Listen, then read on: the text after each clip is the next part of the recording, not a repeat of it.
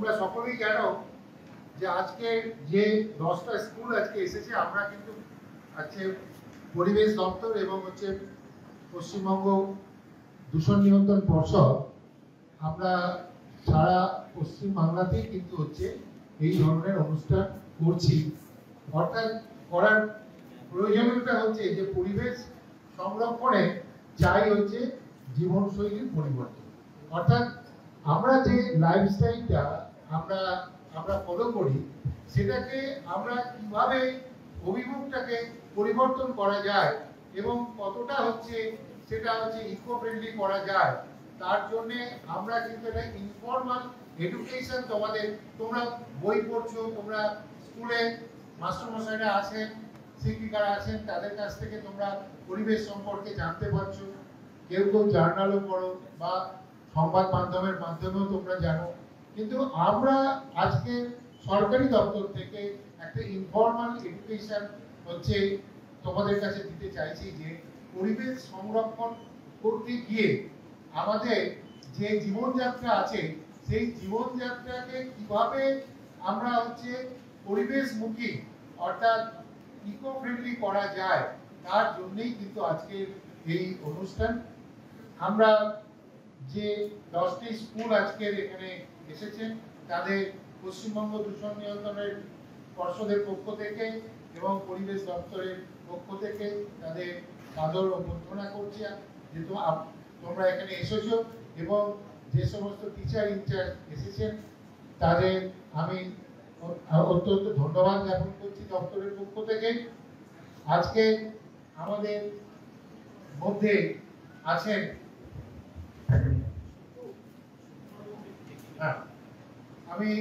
আমি সুকুমারবাবুকে বলছি যে মাস্টারমশাই, আপনি যদি একটু স্টেজে চলে আসেন, আপনি প্লিজ আসুন।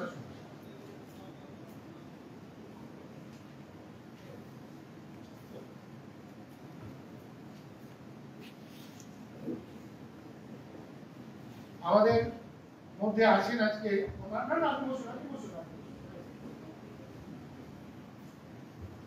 আজকের যে আমাদের এই প্রোগ্রাম যেটা আছে, তার এনভায়রনমেন্ট এডুকেশন প্রোগ্রাম এবং এই নেচার স্টাডি এবং সুন্দরবন বায়োস্ফিয়ার আমরা কালকে যাব আর কি। এই মিশন লাইফের যে প্রোগ্রাম, সেটা আমরা সকালেই শুরু করেছি।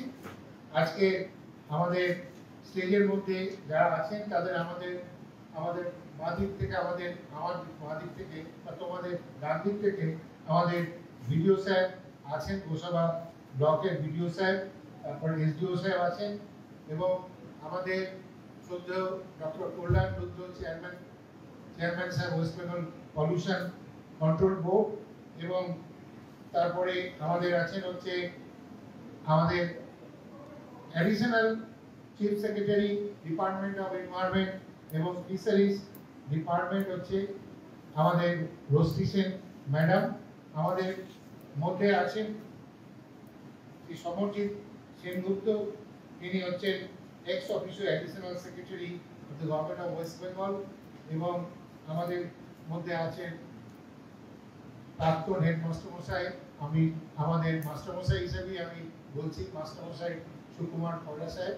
সুতরাং আমি আমাদের প্রথমেই সুকুমার খড়া বাবুকে আমি অনুরোধ করছি যে আজকে যে ছাত্রছাত্রীরা এখানে এসেছেন, তাদের কিছু যদি আপনারা পরিবেশের ব্যাপার এবং মিশন লাইফের ব্যাপারে যদি কিছু আপনি বক্তব্য দেন।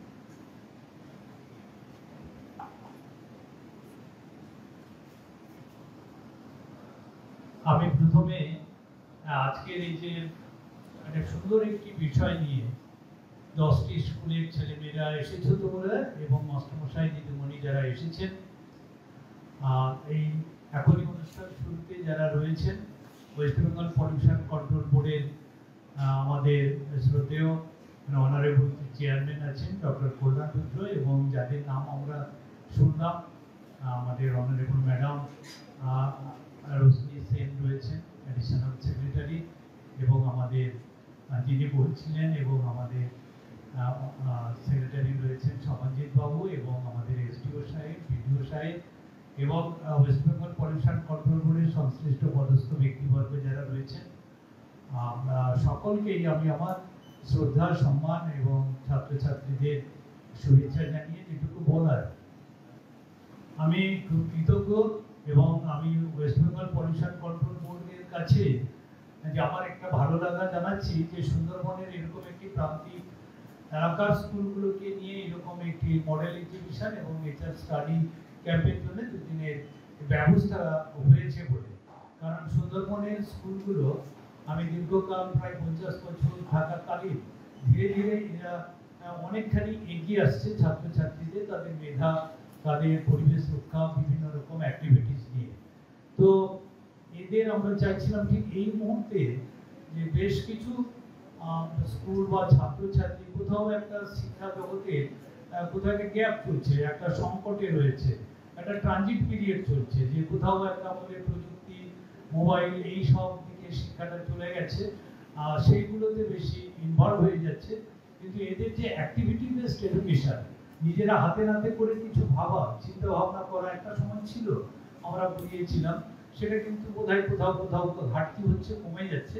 সেটা স্যারকে বলেছিলাম যে এরকম একটি এলাকায় যদি ছাত্রছাত্রীদের জন্য এরকম একটি ইন্টারঅ্যাক্টিভ একটি বিষয়টি আনানো যায়। তো গত বছর আমি ওই নর্থ 24 পরগনার সাহেবখালী নিত্যানন্দ স্কুলে ছিলাম, সেখানে একটি এরকম পলিউশন কন্ট্রোল বোর্ড থেকে আয়োজন হয়েছিল।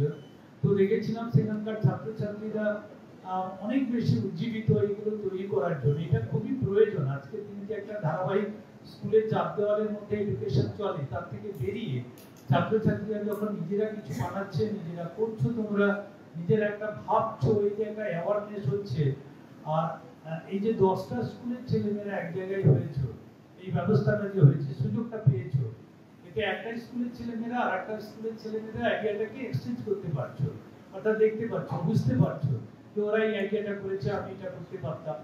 আর যেটা হচ্ছে হাতে নাতে কাজ করলে তোমরা যারা, আমি ছাত্রছাত্রীদের জন্যই বলছি, স্যারেদেরও বলছি, যে যে মডেলগুলো ওরা নিয়ে এসেছে তার চেয়েও তাদের যে লাইফস্টাইল আছে, এই গ্রামাঞ্চলের সুন্দরবনের ছেলেমেয়েরা যে ধরনের জীবনের সাথে অভ্যস্ত, সেখানে পরিবেশকে অনেক সময় ওরা অজান্তেই মান্য করে চলেছে।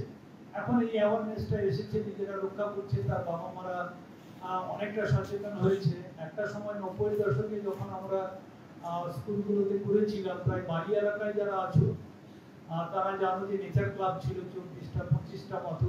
সেই নেচার ক্লাব আমরা যখন সংগঠিত করেছিলাম, ছাত্রছাত্রীরা দারুণভাবে তাতে ইনভলভ হয়েছিল এবং তার ফসল পরবর্তীকালে তারা যখন ইউনিভার্সিটি লেভেলে, কলেজ লেভেলে যখন যায়, তারা অনেক বেশি তারা প্রকাশ করতে পেরেছে।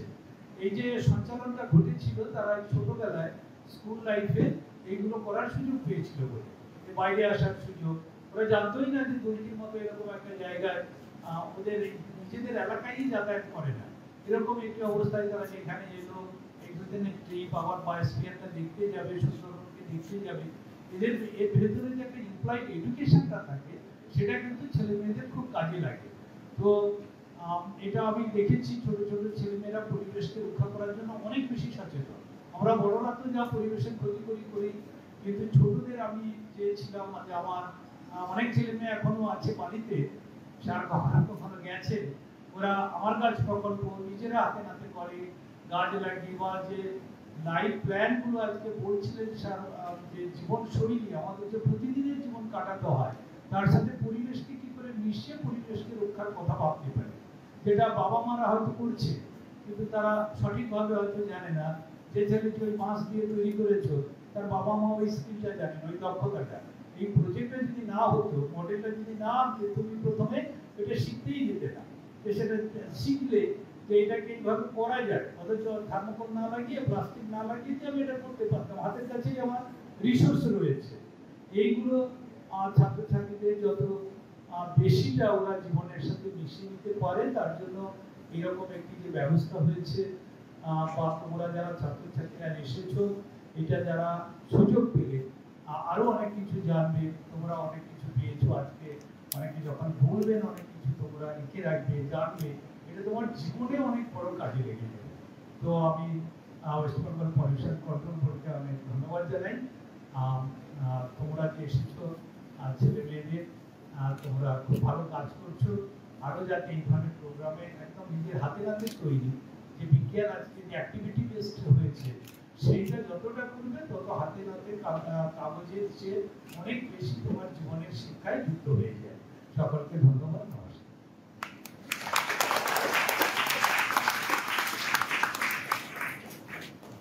আমি পরিবেশ দপ্তর এবং পশ্চিমবঙ্গ দূষণ নিয়ন্ত্রণ পর্ষদের পক্ষ থেকে সুকুমার বাবুকে আমি ধন্যবাদ জানাচ্ছি তার মূল্যবান বক্তব্যের জন্য।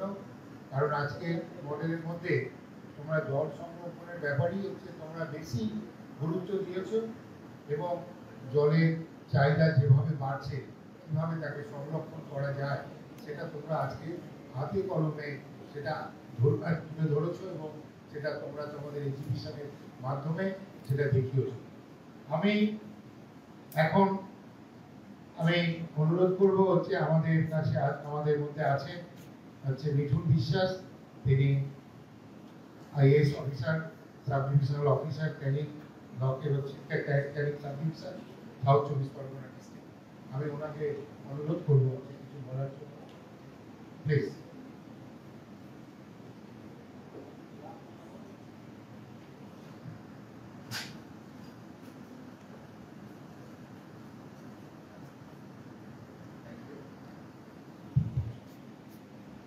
Thank you.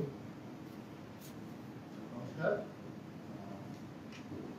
Manje upasthit respected Roshni Sen Madam, Additional Chief Secretary, Department of Environment, Department of Fisheries, Aquaculture, Aquatic Resources and Fishing Harbour, Government of West Bengal, Shri Kollan Rudra Sir, Chairman West Bengal Pollution Control Board, Shri Shamanjit Sengupta Sir,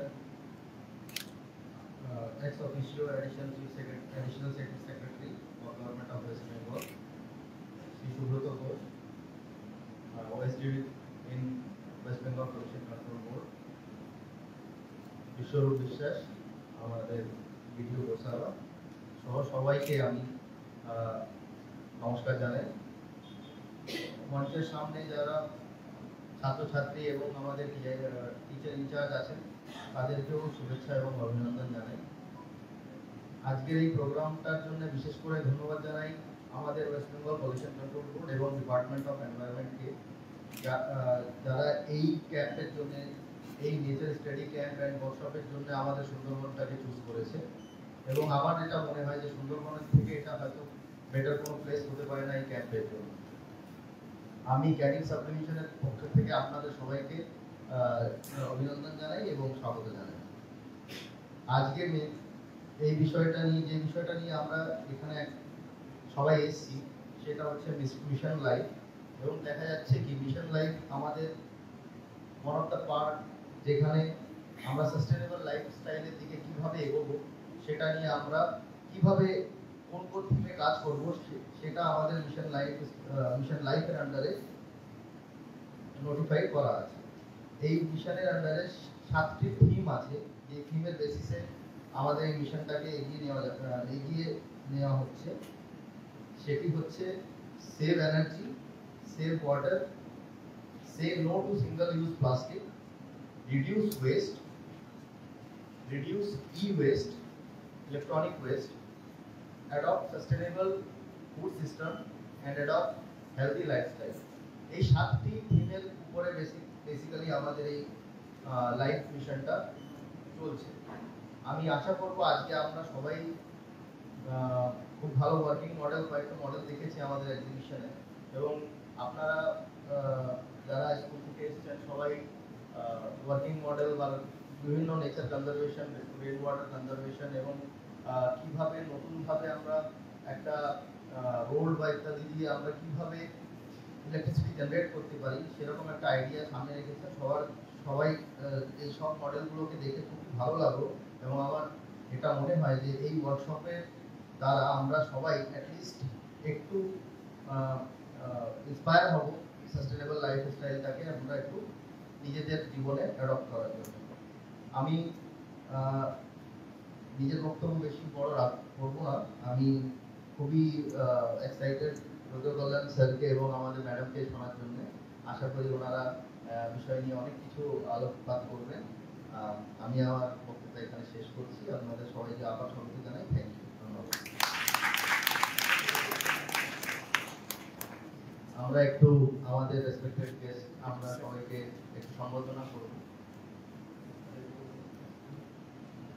ma'am, আমাদের video সাহেব আর SDO সাবজেক্টের তরফ থেকে আমরা কিছু আপনাদের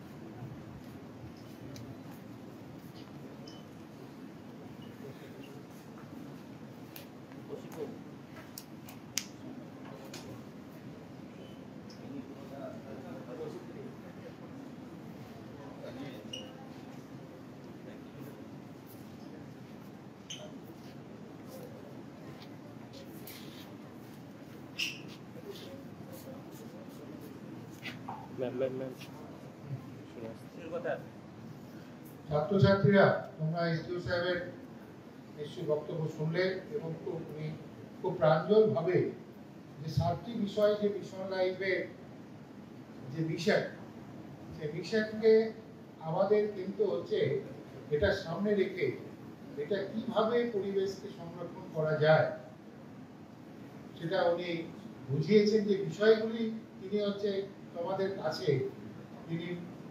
কাছে তুলে ধরেছেন। আজকে আমাদের পরবর্তী বক্তা তিনি হচ্ছেন আমাদের সমর্থী সেনগুপ্ত সাহেব। তিনি হচ্ছে এক্স অফিসিও অ্যাডিশনাল সেক্রেটারি এবং আমাদের হচ্ছে এসপিএম সাহেব, পশ্চিমবঙ্গ দূষণ নিয়ন্ত্রণ পর্ষদে। ওনাকে আমি ওনার একটা ছোট্ট প্রেজেন্টেশন আছে, তোমরা মন দিয়ে শুনবে এবং তোমাদের কোনো প্রশ্ন থাকলে তোমরা কিন্তু পরে কিন্তু তোমাদের প্রশ্ন আমরা শুনবো আর কি। তোমরা এখন এটাকে ভালো করে দেখো আর কি।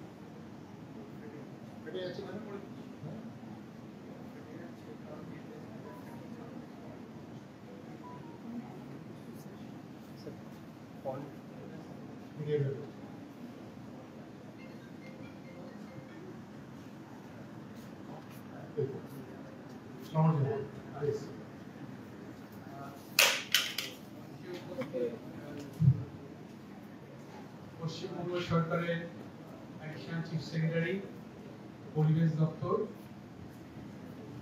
মাননীয় রশ্মি সেন মহাশয়, মঞ্চে উপস্থিত পশ্চিমবঙ্গ দূষণ নিয়ন্ত্রণ পর্ষদের চেয়ারম্যান ডক্টর কল্যাণ রুদ্র, যিনি প্রখ্যাত পরিবেশবিদও বটে, মঞ্চে উপস্থিত ক্যানিং এর মহকুমা শাসক মহোদয়, গোসাবার বিডিও মহোদয়,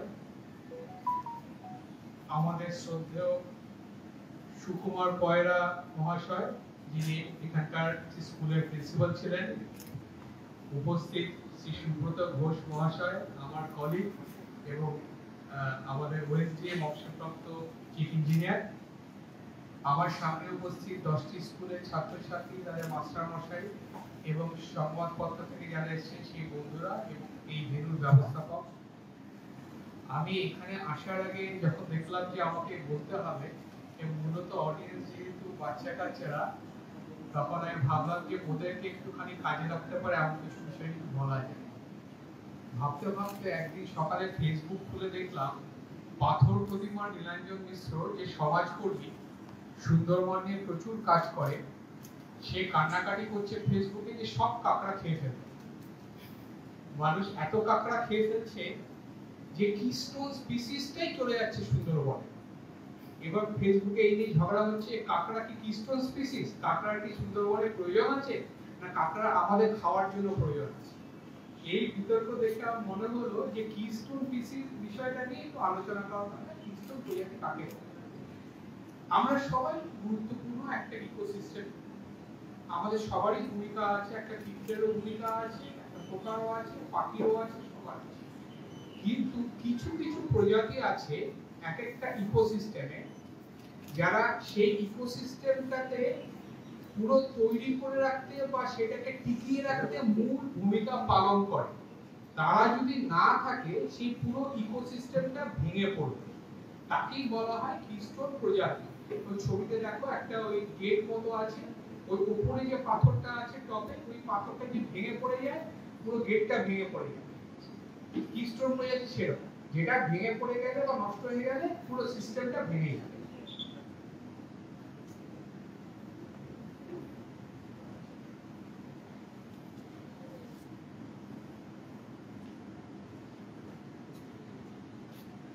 তো এইবার কিস্টোন প্রজাতি বইতে বলা আছে 5 রকম, আমি দেখেছি আসলে 6 রকম হবে। কিস্টোন প্রজাতি শিকারী হতে পারে, যেমন সুন্দরবনের বাঘ, সেইখানকার খাদ্য ব্যবস্থা নিয়ন্ত্রণ করে। যদি বাঘ না থাকে অন্যান্য প্রাণী এত বেড়ে যাবে, সব গাছপালা খেয়ে ফেলবে, সিস্টেম ডিসব্যালেন্স হয়ে যাবে। এই সুন্দরবনের পক্ষে বাঘ খুব জরুরি কিস্টোন প্রাণী, শিকারী প্রাণী হিসেবে। আবার শিকার যাকে খাওয়া হয় সেও কিন্তু কিস্টোন প্রাণী হতে পারে, ভাবতে পারো। তোমরা দক্ষিণ মেরুর কথা শুনেছো? দক্ষিণ মেরু বরফেতে সমুদ্রের মধ্যে এক ছোট ছোট চিংড়ি থাকে, ক্রিল বলে, ছোট ছোট কুচি কুচি চিংড়ি। যদি ক্রিলকে তারা খায়, বড় বড় চিংড়ি মাছটা সব দিয়ে ক্রিল খায়, এরকম করে মুখ হা করে ক্রিল গুলো খায়, টিভিতে হয়ে দেখেছে। এখন এই ক্রিল হচ্ছে খাদ্য, শিকার। কিন্তু পৃথিবীতে যদি ক্রিল মুছে যায় দক্ষিণ মেরু থেকে, ধরো বরফ পড়ে গেল, বরফ গলে গেল, তাহলে তিনি আর খেতে পাবে না, তিনি মরে যাবে, এটা ইকোসিস্টেম চলে যাবে। সেজন্য এই ক্রিলের মতো প্রাণীরা হচ্ছে কিস্টোন প্রাণী, কিন্তু ওরা শিকার, খাদ্য। এবার সবচেয়ে ভালো হচ্ছে আমরা ভোদর জানি ইকোসিস্টেম ইঞ্জিনিয়ার, ওরা গাছ কেটে বাঁধ বানায়, ইকোসিস্টেমটাকে পুরো পাল্টে ফেলে, বাস্তুতন্ত্রটা, জানি তো। কিন্তু হাতিও ইঞ্জিনিয়ার, সেটা আমরা জানি কি? হাতি মস্ত করে দিই, হাতি বন সৃষ্টি করে। হাতি এক জায়গা থেকে বীজ নিয়ে গিয়ে এক জায়গায় ছড়ায়, দাঁত দিয়ে মাটি খোঁড়ে, মাটি ঠিক করে এবং বন বাড়াতে সাহায্য করে। হাতিকে এই জন্য বনের রক্ষক বলা হয়, বন বাড়ায়, সৃষ্টিকর্তা হচ্ছে হাতি, বড় ইঞ্জিনিয়ার। এমনকি বন্য শুয়োরও কিন্তু ইঞ্জিনিয়ার, কিস্টোন নয় কিন্তু ইঞ্জিনিয়ার। কিভাবে? ওই যে মাটি খোঁড়ে, খুঁড়ে খুঁড়ে মাটিটাকে তোমার গাছের বীজ যাতে ঢুকতে পারে, মাটিতে জল ঢুকতে পারে, ভীষণ ভূমিকা আছে। আমার এই বন্ধু জমি কিনেছে বাড়ির উপরে, চাষবাস করবে, বলে এখন কি করা যায়? বলো তুমি শুয়োর পোষো। চুপ করে গেল, এখন তুমি শুয়োর পোষো, তোমার মাটিটা শুয়োরই ঠিক করবে। মাটি খুঁড়ে কাদা বানিয়ে মল ত্যাগ করে মাটিটাকে উর্বর, যত তুমি চাষ করতে পারছো শুয়োর পোষো, মাটি ঠিক করে দেবে, তারপরে বুঝতে হবে। এইবার হচ্ছে মৌমাছি। আমরা মিউচুয়ালিস্টিক কিস্টোন প্রাণী, মানে পরস্পরের উপর নির্ভরশীল করে একে অপরকে সাহায্য করে। আমরা সবাই জানি মৌমাছি না থাকলে গাছের কি হবে? ফুল থেকে পরাগ ছড়াবে না, শস্য হবে না, কিছুই হবে না। এবং ফেসবুকে প্রচুর ছবি ঘুরছে যে অনেক চাষি আজকাল নিজেরা ওই গাছের নিয়ে চেষ্টা করছে পরাগীকরণ করাতে, যেহেতু মৌমাছি আর নেই, প্রচুর খাটছে ইয়ে করার জন্য। তো মৌমাছি খুব গুরুত্বপূর্ণ ভূমিকা। এইবার হচ্ছে প্রডিউসার্স, যারা উৎপাদক, এরা অন্যদেরকে খাদ্য দেয়, আশ্রয় দেয়। যেমন তোমাদের সুন্দরবনে সুন্দরী গাছ বা বট গাছ, এরা খাদ্য দিচ্ছে, এরা আশ্রয় দিচ্ছে। এরা না থাকলে পাখিরা আশ্রয় পাবে না, পোকামাকড় আশ্রয় পাবে না, খাদ্যও পাবে না। আর কাঁকড়ার মতো প্রাণী হচ্ছে মিশ্র ভূমিকা, এরা ইঞ্জিনিয়ারও এবং এরা শিকারী, দুটো ভাবে এরা কাজ করে ইকোসিস্টেম।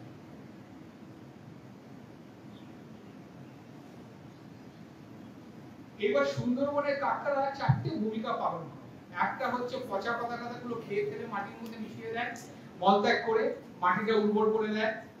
আরেকটা কাজ করে, মাটির মধ্যে গর্ত তৈরি করে, তুমি জানো সুন্দরবনের মাটিতে অক্সিজেন কম থাকে বলে গাছ দিয়ে নিউমাটোফোরিক রুট বার করতে হয়। মাটির মধ্যে গর্ত করে হাওয়া চলাচল বাড়িয়ে দিয়ে গাছকে সংরক্ষণ করে এবং খাদ্য সরবরাহ হিসেবে কাজ করে। কাঁকড়া কে কে খায়? মানুষ ছাড়া পোশাক খায়, কুমির খায়, এটা গুরুত্বপূর্ণ খাদ্য, ঠিক আছে? অনেক মাছও খায়। এবং ম্যানগ্রোভটাকে সংরক্ষণ করে, বীজটাকে একদিক থেকে একদিকে নিয়ে গিয়ে বীজ ছড়িয়ে দেয়। কাঁকড়ার বড় ভূমিকা আছে। এবার মজা হলো, সুন্দরবনে সব কাঁকড়া কিন্তু কিস্টোন নয়, কিন্তু সব কাঁকড়ারই ভূমিকা আছে। কিস্টোন না হলেও ভূমিকা আছে। সবচেয়ে গুরুত্বপূর্ণ কিস্টোন কাঁকড়া সুন্দরবনে হচ্ছে ফিডলার কাঁকড়া। আমি ছবি দেখাবো। ফিডলার কাঁকড়া বহু রঙের হয়, আমরা বেশি কি দেখি? লাল রং, তাই তো? এই বড় বড় দানা লাল রঙের দেখাচ্ছি, ছবি দেখে বুঝতে পারবে। এদের গুরুত্বপূর্ণ কাজ, এরা মাটিতে বায়ু চলাচল, বিষাক্ত গ্যাস বের করে দেয়, সবই করে। এছাড়া আরেকটা প্রাণী আছে, আমরা কাঁকড়া বলি, হর্সশু ক্র্যাব, ম্যানগ্রোভে আদিম প্রাণী, আসলে কাঁকড়া নয়, অন্য প্রজাতি। এরাও কিন্তু ইকোসিস্টেমটাকে সুন্দর রাখে, এই একই যে কাজগুলো। এছাড়া স্করপিয়ন মাড লবস্টার আছে, এটাও কাঁকড়া নয়, কিন্তু কাঁকড়ার মতো দেখতে বলে আমরা কাঁকড়া ভাবি। এটাও মাটির যে ঢিবি তৈরি করে, ওগুলোর মধ্যে পিঁপড়ে, মাছ এরা আশ্রয় নেয়। এরা আশ্রয় তৈরি করে, মাটির অক্সিজেনের পরে আশ্রয় তৈরি করে। সেটা এই তিনটেই হলো কাঁকড়া এবং কাঁকড়া জাতীয় প্রাণী যারা কিস্টোন সুন্দরবনে। এই তাদের ছবি। লালটা হচ্ছে গিয়ে ফিডলার, এটা কিন্তু বহু রঙে আসে, অন্তত আমি 15-20টা কালারে দেখেছি, নীল, সাদা সব। এই তারপরে এইটা চিংড়ি মাছ আর কাঁকড়া, মাঝখানে হচ্ছে মাছ লবস্টারটা, আর নিচে হচ্ছে গিয়ে হর্সশু ক্র্যাব, ঠিক আছে? তোমরা দেখেছো নিজের চোখে কখনো? হ্যাঁ, গুড। আর এই যে কাঁকড়াগুলো নিয়ে নীলাঞ্জন দুঃখ করছে, যেগুলো আমরা খাই, মাঠ কাঁকড়া এখন নাকি 1000 টাকা করে কিলো বিক্রি হয় কলকাতায়। আর এইদিকে হচ্ছে ভায়োলেট ভিনিগার কাঁকড়া, কলকাতার বাজারে পাওয়া যায় না, পুরোটাই চলে যায় মধ্যপ্রাচ্যে আর ইয়েতে, ফার ইস্টে চলে যায়, জাপানে প্রচন্ড দামি। এই দুটো আমরা খাই, এইগুলো গুরুত্বপূর্ণ, কিন্তু এগুলো কিস্টোন, ঠিক আছে? এবার সুন্দরবনে সুন্দরী গাছ একটা অত্যন্ত গুরুত্বপূর্ণ কিস্টোন প্রাণী, আমরা সবাই একমত তো? সুন্দরী গাছ আরেকটা জিনিসও বায়ো ইন্ডিকেটর। তোমরা বায়ো ইন্ডিকেটর কেউ শুনেছো বা ক্লাসে পড়েছো, লাইফ সায়েন্সে পড়িয়েছে? কিছু প্রজাতির প্রাণী আছে যারা একটা অঞ্চলে আছে কি নেই থেকে সেই অঞ্চলের পরিবেশটা কি রকম বোঝা যায়। সুন্দরী গাছ যদি মরে যায়, জানবে যে সেই অঞ্চলে লবণাক্ত বা স্যালাইনিটি বেড়ে গেছে। সুন্দরবনের বড় সমস্যা, স্যালিনিটি বেড়ে গেলে সুন্দরবনে সুন্দরী গাছ মরতে শুরু করে, পাতাগুলো সবুজ থেকে সাদা হয়ে যেতে শুরু করে। এটা বায়ো ইন্ডিকেটর রোলও আছে কিস্টোন স্পিসিস। আর একটা কুইজ কোশ্চেন, বলতে সুন্দরবনে কোন গাছটা লবণাক্ত বেশি হয়ে গেলে পর বাড়বে বেশি? আর মাস্টার মশাইরা কেউ? গড়ান গাছ। লবণাক্ত হয়ে গেলে গড়ান গাছ বাড়বে, সুন্দরী গাছ মরবে, ঠিক আছে? বায়ো ইন্ডিকেটরটা ইম্পর্টেন্ট টার্ম সুন্দরবনে। আর এই কুমির বাবা জীবন, ইনিও খুব গুরুত্বপূর্ণ কিস্টোন স্পিসিস। ইনি যদি না থাকতে, তাহলে জলের মধ্যে তোমার প্রচুর আজে বাজে মাছ হয়ে যেত, আজে বাজে মাছে ভরে যেত, ঠিক আছে? সেটা ব্যালেন্স রাখার জন্য এরাকেও দরকার, এরাকেও সুন্দরবনে কিস্টোন স্পিসিস হিসেবে শনাক্ত করা হয়েছে। এইবার হলো শুশু, কিন্তু যে সেই শুশু নয়, গ্যাঞ্জেটিক শুশু।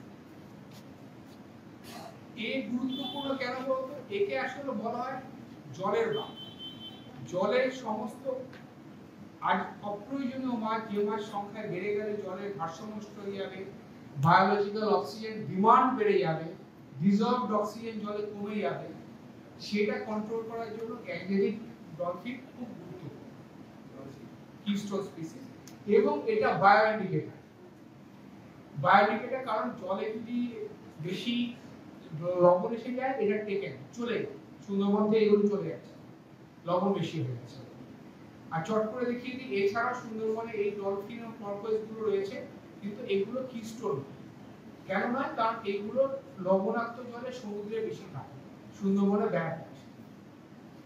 আর সুন্দরবনের বাঘ, এটা কিস্টোন জানেন, আগেই বললাম। এবং এটা ফ্ল্যাগশিপ ফ্ল্যাগশিপ প্রাণী কাকে বলা হয়? যেটা সেই ইকোসিস্টেমের প্রতীক, তাকে বলা হয় ফ্ল্যাগশিপ। এই টার্মটা আমরা শিখে গেলাম। যেমন গির জঙ্গলে হচ্ছে সিংহ ফ্ল্যাগশিপ, আমাদের এখানে বাঘ হচ্ছে ফ্ল্যাগশিপ। Thank you.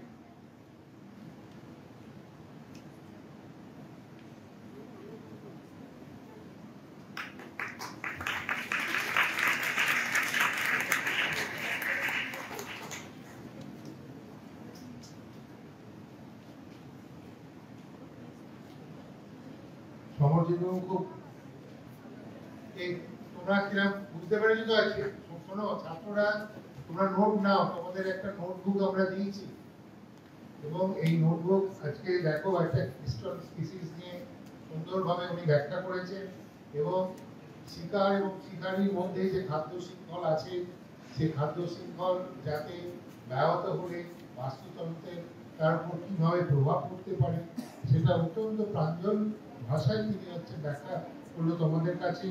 এবং সুন্দরবনে কাঁকড়া বাস্তুতন্ত্রের ভারসাম্য কিভাবে রক্ষা করে এবং ম্যানগ্রোভ সংরক্ষণ, এটা খুব সুন্দরভাবে তোমাদের কাছে তুলে ধরেছেন। এবং এটা তোমাদের কথা উনি বললেন, আজকে এটা কিন্তু লোকাল ইস্যু, এটা হিমালয়ের যে প্রোগ্রামটা নিয়ে উনি কিন্তু তোমাদের কাছে বক্তব্য রাখেননি। আজকে সুন্দরবনে তোমরা আশেপাশে যা দেখো সেই চিত্রটাই কিন্তু উনি তুলে ধরেছেন এবং তার মধ্যে কিভাবে হচ্ছে বাস্তুতন্ত্র রক্ষা করা যায়, সংরক্ষণ করা যায়, সেই নিয়ে তিনি হচ্ছে তোমাদের কাছে ব্যাখ্যা করেছেন। আমি ধন্যবাদ জানাচ্ছি হচ্ছে সমরজিৎ বাবুকে। এখন আমি আমাদের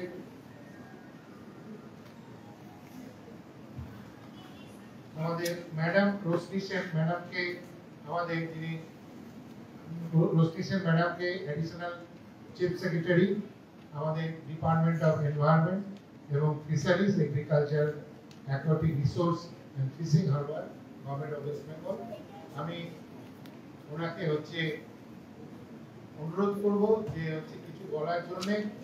তোমরা হয়তো জানো,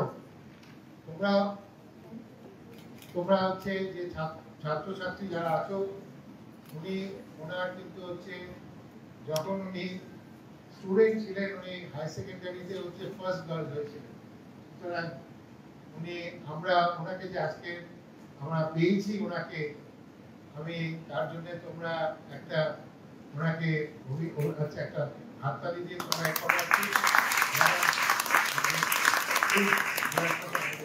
ছাত্রছাত্রীদের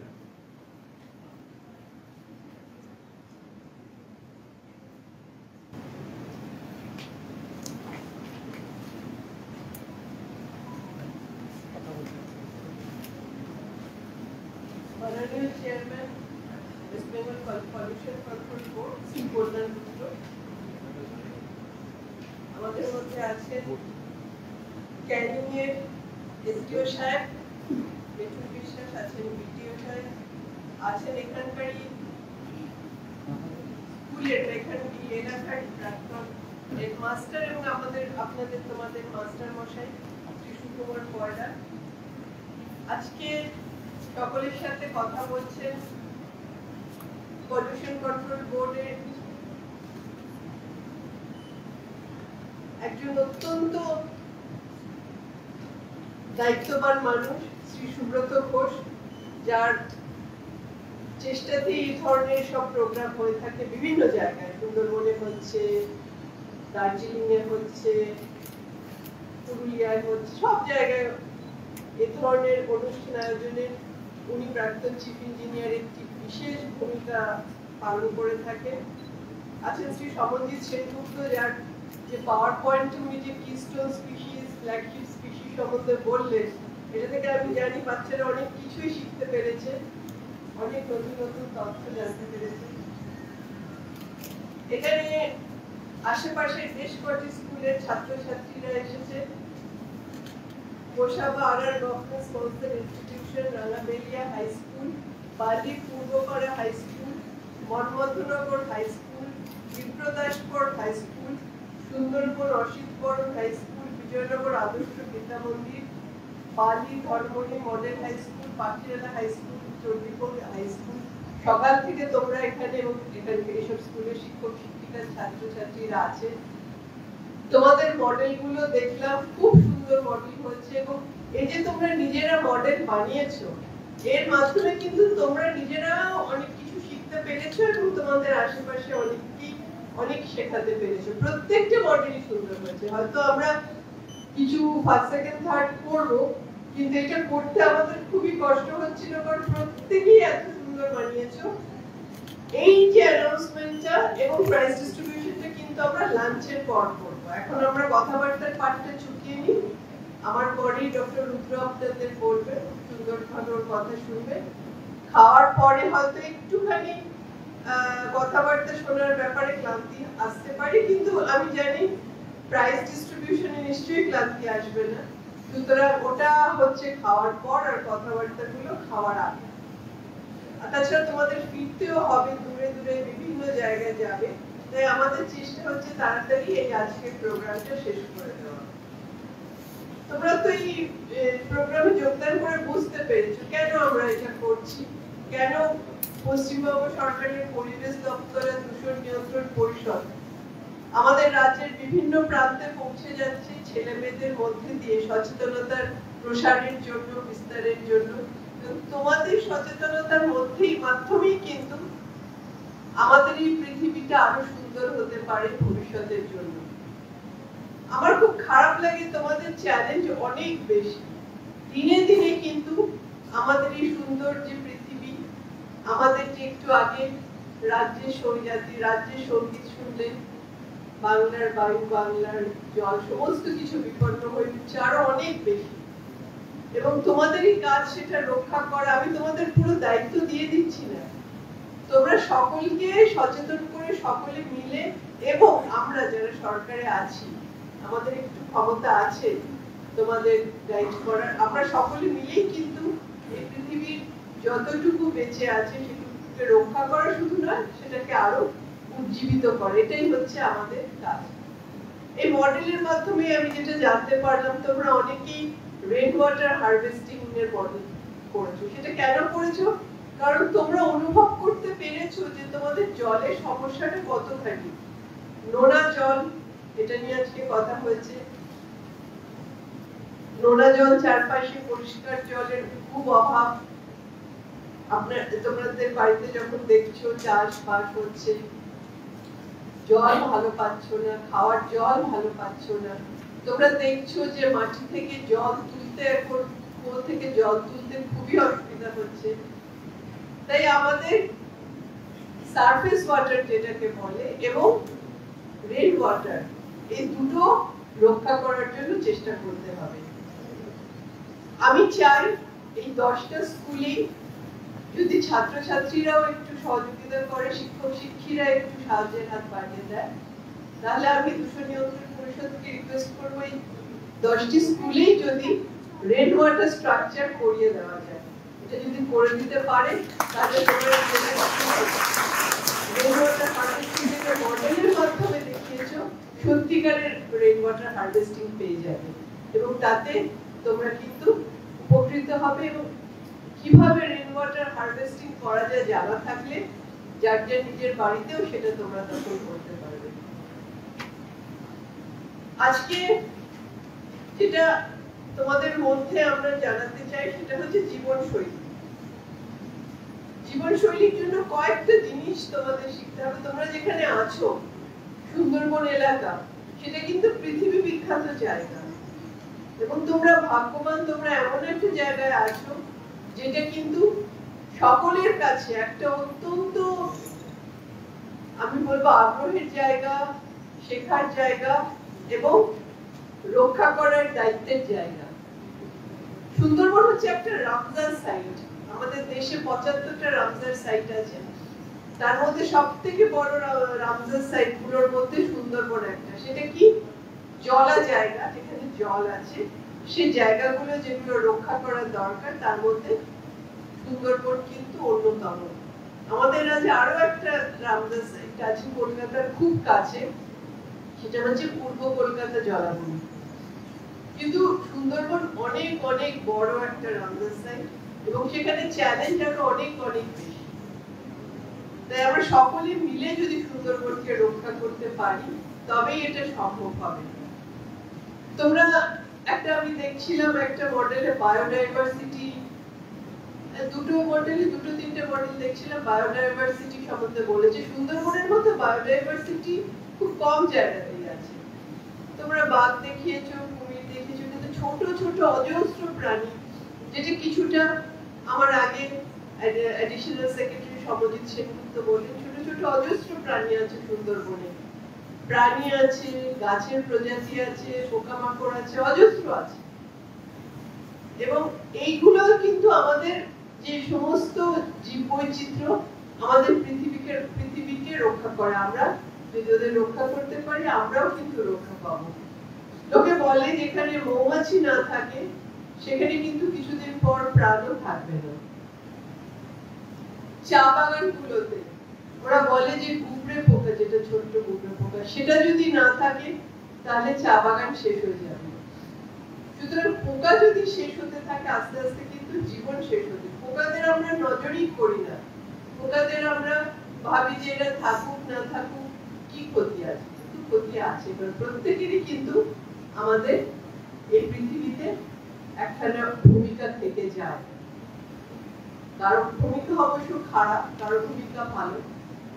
এটা ঠিক বাঘ, যেখানে আমি যেটা এসডিও সাহেবের কাছে শুনতে পারলাম, বাঘ কিন্তু মানুষের বাঘকে, কিন্তু এটাও তো ঠিক যে বাঘের যে জায়গা সেটা আমরা আস্তে আস্তে দখল করে নিচ্ছি। বাঘের যে খাদ্য সেটা আমরা আস্তে আস্তে খেয়ে নিচ্ছি। বাঘকে যদি তার খাদ্য দেওয়া হয় বন্য শুকর বা হরিণ, ওগুলো যদি পর্যাপ্ত পরিমাণে বাঘ পায় তাহলে পরে বাঘ কিন্তু মানুষের কাছে আসবে না, বা মানুষও যদি বাঘের জায়গায় না চলে যায় বা একটু সাবধান হয় তাহলে কিন্তু বাঘের হাত থেকে রক্ষা পাবে। সেটা ফরেস্ট ডিপার্টমেন্ট নিশ্চয়ই আপনাদের বলে কিভাবে সাবধান হওয়া যায়। তবে হ্যাঁ, এটা খুবই দুঃখের ব্যাপার, বাঘের হাতে যখন প্রাণ চলে যাচ্ছে। এবং সুন্দরবনের বাঘ অত্যন্ত হিংস্র অন্য জায়গার বাঘের তুলনায়। অন্য জায়গার বাঘ এইভাবে মানুষকে অ্যাটাক করে না, সুন্দরবনের বাঘ কিন্তু করে। সুতরাং কিভাবে সাবধানে থাকা যায়, কিভাবে বাঘের যে আক্রমণ তার থেকে বাঁচা যায় সে সম্বন্ধেও সচেতন হতে হবে। এছাড়া সাপে কামড়ালে বা সাপের হাত থেকে বাঁচার জন্য কি করতে হবে, যে চিকিৎসা ব্যবস্থা তারই সাহায্য নিতে হবে। দেখে খুব ভালো লাগলো, নানা ধরনের নন কনভেনশনাল যেগুলোকে বলে অচিরাচরিত শক্তি, সেগুলোর ব্যবহার আস্তে আস্তে বাড়াতে হবে। আমাদের ডিজেল, পেট্রোল, কয়লা এগুলো শুধু আস্তে আস্তে ফুরিয়ে যাচ্ছে তা না, এটা আমাদের বায়ুতে দূষণ ছড়াচ্ছে। বায়ু কিন্তু মানুষের শ্বাসের পক্ষে অযোগ্য হয়ে উঠছে এই ধরনের সমস্ত ফুয়েলের মাধ্যমে। সুতরাং যদি আমরা সোলার পাওয়ার, আমরা উইন্ড এনার্জি ইত্যাদি আস্তে আস্তে ব্যবহার বাড়াতে পারি তাহলে আমাদের শুধু এই যে ফুয়েলগুলো, ফসিল ফুয়েলগুলো বাঁচবে তাই না, আমাদের পরিবেশটা অনেক সুন্দর হবে। এবং সেই সঙ্গে সঙ্গে আমাদের কিন্তু যেটা সংরক্ষণ, আমাদের যে ইলেকট্রিক খুব সাবধানে ব্যবহার করা, সেটাও কিন্তু আমাদের সব সময় খেয়াল রাখতে হবে, যেটা এই একটা বুকলেটের মধ্যে খুব সুন্দর করে বলা আছে। আমাদের কি কি জিনিস খারাপ হচ্ছে, আমাদের বায়ু খারাপ হচ্ছে। কেন খারাপ হচ্ছে? দেখা যাচ্ছে তার প্রথম কারণ হচ্ছে বাড়িতে বাড়িতে যে কয়লাতে রান্না হয় তার জন্য কিন্তু বায়ু দূষণ খুব বেড়ে যাচ্ছে। গ্যাস হয়তো সকলের ক্ষমতা নেই, বা ইলেকট্রিক যে ওভেন সেটাও সকলের ক্ষমতা নেই, কিন্তু আমরা যদি উনুনেও উন্নতি আনতে পারি, আমরা যদি ফুয়েলটা যেটা ব্যবহার করছি সেটা এমনি জঙ্গল থেকে কুড়িয়ে আনা কাঠকুটো না দিয়ে তার সঙ্গে গোবর ইত্যাদি মিশিয়ে একটা পেলেট তৈরি করতে পারি যাতে দূষণ কম হয়, তাহলে কিন্তু এই রান্নাঘরের দূষণটা কমানো যায়। রান্নাঘরের দূষণটা কিন্তু খুব বড় একটা দূষণ। এটার জন্য পলিউশন কন্ট্রোল বোর্ড চেষ্টা করছে আস্তে আস্তে সবার ঘরে স্মোকলেস চুলা পৌঁছে দিতে, কিন্তু এটা সম্বন্ধে আমাদের অ্যাওয়্যার হওয়া উচিত যে রান্নাঘরের ধোঁয়া থেকে কিন্তু প্রচুর দূষণ ছাড়ায়। শুধু কলকারখানার ধোঁয়া নয়, শুধু গাড়ির ধোঁয়া নয়, শুধু বাজির ধোঁয়া নয়, আমাদের নিজেদের ঘরের ধোঁয়া কিন্তু দূষণে অনেকটাই কন্ট্রিবিউট করে থাকে, যেটা সম্বন্ধে আমাদের একটু সচেতন হওয়া দরকার। তাহলে গরিব মানুষ কি করবে সেটা নিয়েও আমাদের ভাবতে হবে। এমন ফুয়েল ব্যবহার করতে হবে যাতে দূষণ কম। সেই কাজেও কিন্তু আমাদের পরিবেশ দপ্তর এবং দূষণ নিয়ন্ত্রণ পরিষদের একটা গাইডেন্স দরকার। আরেকটা হচ্ছে প্লাস্টিক। প্লাস্টিকটা কিন্তু বর্জন সম্পূর্ণভাবে করা দরকার। আজকে আমার খুব ভালো লাগলো, এতগুলো মডেল কোনোটাতেই প্লাস্টিক ব্যবহার করেনি। হয় কাগজ করেছে, নয় পাতা করেছে, নয় কিছু জায়গায় শোলা করেছে, কিন্তু প্লাস্টিক কেউ ব্যবহার করেনি। এটা দেখে আমার খুব ভালো লাগলো। এবং আজকেও যে এখানে বোতল আছে, কোথাও প্লাস্টিকের বোতল নেই, কাঁচের বোতল আছে। বাচ্চাদের যে ব্যাগ দেওয়া হয়েছে, একটাও কিন্তু এর মধ্যে প্লাস্টিক নেই, জুট আছে। এই প্লাস্টিক আমাদের যে কি ক্ষতি করছে, এবং সুন্দরবনের মতো যেখানে জলাভূমি, সেখানে যে কি ক্ষতি করছে সেটা ভাবা যায় না। শুধু চোখ করে দিচ্ছে সবকিছু নয়, আমাদের যে প্রাণী আছে, জলজ প্রাণী, তাদের বিপন্ন করে তুলছে। আমরা বলি যে আমরা কাঁকড়া ধরবো, খাবো না। কাঁকড়া কিন্তু অবশ্যই আমরা খাবো, যত আমরা ধরবো তত কিন্তু ওরা বেড়ে যাবে। কিন্তু আর যদি আমি প্লাস্টিকে ভরিয়ে দিই, আমি একটা ছোট এক্সাম্পল দিচ্ছি। পূর্ব মেদিনীপুর জেলায় লাল কাঁকড়া প্রচুর আছে, ওটা কেউ খায় না, তাও ওটা শেষ হয়ে যাচ্ছে। কেন না, ওগুলোর ওপর দিয়ে প্লাস্টিক বিছিয়ে দিয়ে মাছ শুকনো হচ্ছে। ফলে কি, ফলে ওরা দমবন্ধ হয়ে মরে যাচ্ছে। ওগুলোর ওপর দিয়ে গাড়ি চলে যাচ্ছে, ফলে কি, ওরা গাড়ির চাকায় পিষ্ট হয়ে মরে যাচ্ছে। তাহলে লাল কাঁকড়া, মানুষ তো ওটা খায় না, তা সত্ত্বেও ওটা শেষ হয়ে যাচ্ছে। সুতরাং খাবে না কেন? নিশ্চয়ই খাবে, খাবে, চাষ করবে, এর মধ্যে কোনো অপরাধ নেই। কিন্তু রক্ষা করে চাষ করাটাই হচ্ছে আমাদের উদ্দেশ্য, এবং সেভাবেই আমাদের ভাবতে হবে যে আমরা রক্ষা করব, আমরা বাড়াবো, এবং সেই সঙ্গে সঙ্গে আমরা সেটা খাবো, এর মধ্যে কোনো ভুল নেই। এখানে আরেকটা জিনিস যেটা আমি দেখতে পাচ্ছি, সেটা হচ্ছে স্থিতিশীল খাদ্যাভ্যাস গ্রহণ। এটা কিন্তু দেখতে হবে কোন কোন খাবারে আমাদের পুষ্টি বেশি আছে। আমরা সবজি খাই, কিন্তু অনেক সময় সবজির খোসাগুলো ফেলে দিই। খোসাগুলোতে কিন্তু প্রচুর পুষ্টি আছে, ওগুলো ফেলা উচিত না। লাউ খোসা দিয়েও তরকারি হয়, আলুর খোসা দিয়েও তরকারি হয়, এবং সেগুলোতে পুষ্টি অনেক বেশি। সুতরাং এই যে আমাদের অনেক আগে নানা ধরনের সবজি হতো, যাতে খোসা ব্যবহার হতো, কাঁচকলার খোসা দিয়েও সবজি হয়। এই খোসাগুলো কিন্তু আমাদের পুষ্টিতে কোনো খরচ নেই, সস্তার জিনিস, কিন্তু আমাদের পুষ্টিতে সাহায্য করে। অথচ যেগুলো জাঙ্ক ফুড, যেগুলো এখন বাচ্চারা বেশি খাচ্ছে, যেগুলো দামও বেশি, সেগুলো প্রচুর ক্ষতি করে। আমি একটা সময় যখন নারী ও শিশু কল্যাণ বিভাগের দায়িত্বে ছিলাম, তখন অঙ্গনবাড়ি গুলোতে একবার কথা হয়েছিল বিস্কিট দেওয়া। তখন সমস্ত যারা নিউট্রিশনিস্ট, ডায়েটিশিয়ান, তারা বললো বাচ্চাদের বিস্কিট দেবেন না, প্রচন্ড ক্ষতিকর। কারণ তাতে কি আছে, তাতে আটা আছে, তাতে চিনি আছে, তাতে প্রিজারভেটিভ আছে, মানে বাচ্চাদের ক্ষতি হওয়ার সমস্ত রকম জিনিস আছে বিস্কিটের মধ্যে। তার থেকে পৌষ্টিক লাড্ডু, যেটা আটা, চিনি, ঘি দিয়ে বানিয়ে, নাড়ু, অ্যাকচুয়ালি ওটা হচ্ছে আটার নাড়ু, সেরকম যদি বাচ্চাদের বানিয়ে দেওয়া যায়, তাহলে কিন্তু ওটা পুরো পুষ্টিও পাওয়া যাবে এবং বাচ্চারা খেয়েও খুশি হবে। তো আমরা সেটা করেছিলাম, এবং সেটা বাচ্চারা খুব খুশি হয়ে খেয়েছিল, এবং ওদের কিন্তু ওজনও বেড়েছিল এটা খাওয়ার পর। ছোট ছোট চেঞ্জ, ছোট ছোট জীবনশৈলীর পরিবর্তন কিন্তু আমাদের স্বাস্থ্য এবং আমাদের পরিবেশ, এই সমস্তটাই রক্ষা করা সাহায্য করবে। তোমাদের সঙ্গে কথাবার্তা বলে, তোমাদের কাজ দেখে, তোমাদের সচেতনতা দেখে আমার খুবই ভালো লাগছে। তোমরা এগিয়ে যাও, তোমরা নিশ্চয়ই জীবনে প্রতিষ্ঠিত হতে পারবে যে যার জায়গায়। তোমাদের শিক্ষক শিক্ষিকারা এবং আমরা সকলেই তোমাদের পাশে আছি। তোমাদের জন্য রইল অনেক শুভেচ্ছা আর ধন্যবাদ।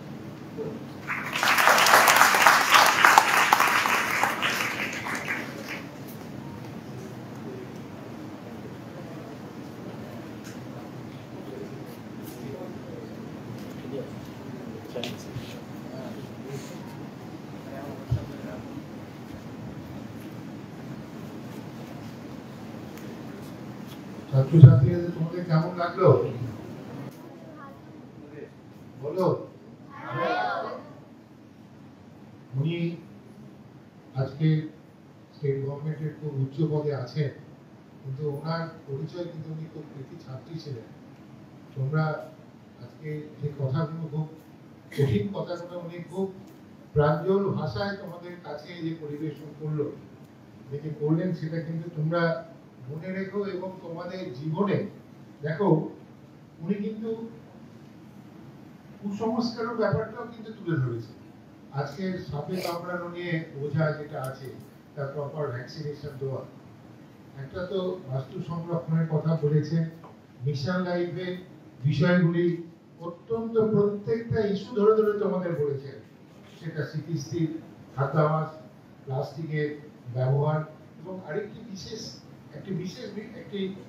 দিক উনি বললেন যে বায়ো ফুয়েল, যে প্যালেট অর্থাৎ স্মোকলেস চুলা, এইটার যে ব্যবহার এবং হচ্ছে দৈনন্দিন আমাদের যে রন্ধন কার্যে আমার মায়েরা বা যারা আমাদের বিশেষত মহিলারা যুক্ত থাকেন, তাদের যে ইনডোর পলিউশন হয়, সেটা কিভাবে পলিউশন থেকে কমানো যায়, সেই দিকটি কিন্তু উনি তুলে ধরেছেন।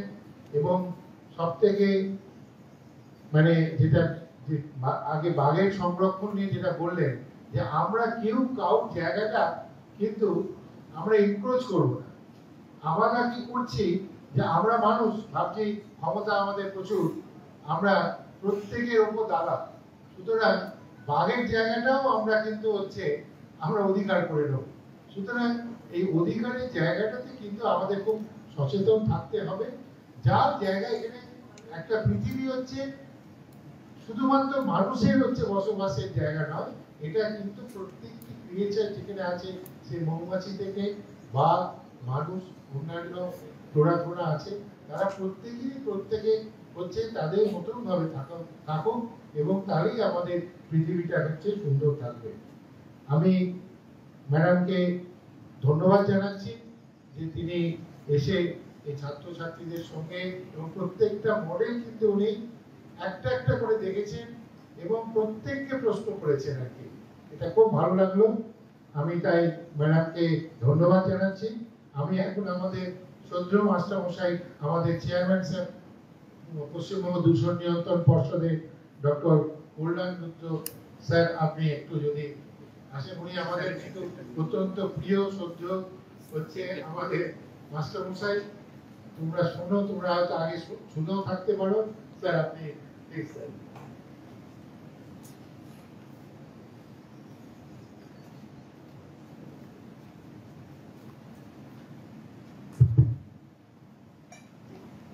নমস্কার, শুভ অপরাহ্ন। মঞ্চে যারা পরিচয় তোমরা পেয়েছো, তোমরা আমার মুখের সামনে থেকে আমি ছেলেমেয়েদের মুখটা দেখে পড়াতে পারি না, এটা আমার চিরকালীন অভ্যাস। আর আমি হচ্ছে টিফিনের আগের লাস্ট পিরিয়ডের মাস্টারমশাই, ঘুমবি না, আর যদি চোখ বন্ধ করেছি বেঞ্চের উপর দাঁড় করাবো। কারণ আমি আমার শিক্ষকতা শুরু করেছিলাম এখানে ক্যানিংয়ে, ক্যানিং বেবিক সেশন হাই স্কুলে আমি 10 মাস পড়াতে এসেছিলাম ইউনিভার্সিটি। আর 5 দিন আসতাম, মাস্টারমশাইরা শুনবেন আমাকে 150 টাকা মাইনে দিত, তখন সেটাই মনে হতো কত টাকা। তো যাই হোক, আজকে এখানে আসতে পেরে আমি যার কাছে কৃতজ্ঞ, নিজেকে নেই আমার দীর্ঘদিনের বন্ধু সুকুমার বাবু না থাকলে আজকে এত ছেলেদেরকে আমরা এখানে জড়ো করতে পারতাম না। আমি এর আগে additional chief secretary Rushni Sheikh ম্যাডামের প্রতি আমরা শ্রদ্ধা জানিয়েছি, আমরা একবার হাততালি দিয়ে সুকুমার বাবুকে